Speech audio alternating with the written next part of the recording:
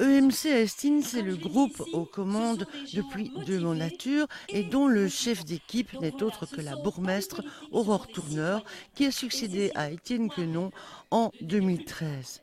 La présentation de la liste pour les prochaines élections a débuté par le bilan des 6 dernières années.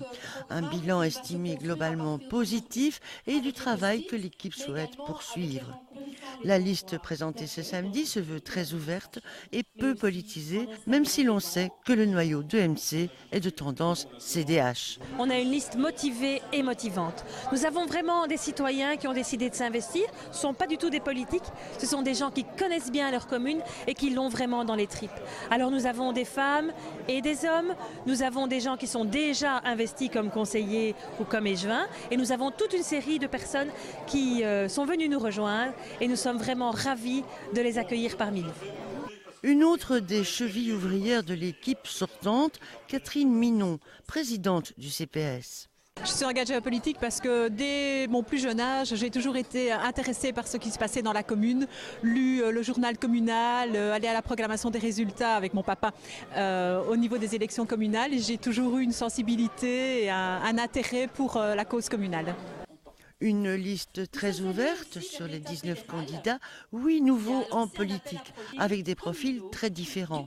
Aide-ménagère, gérante de société, sapeur-pompier, éducatrice, enseignante, indépendant, retraité ou encore agriculteur. Je m'occupe d'une grande exploitation dans la région de Kévy. J'adore mon village, j'adore organiser. Depuis 20 ans, j'organise un peu toutes sortes. J'ai commencé quand on était jeune dans des autocross et puis dans le comité du village, puis maintenant les concerts et tout. J'ai 50 ans, je me dis c'est peut-être le bon moment d'une fois aller voir qu'est-ce qui se passe exactement dans les communes, parce que toujours tout critiquer c'est facile, hein, dire Yaka, mais bon, Yaka c'est un japonais avec qui je ne fais pas beaucoup d'affaires, donc je préfère aller voir une fois, et puis Aurore est venue me voir et je me suis dit pourquoi pas et me voilà, tout simplement. Une liste qui s'est voulue diversifier en rassemblant des citoyens venant d'horizons différents.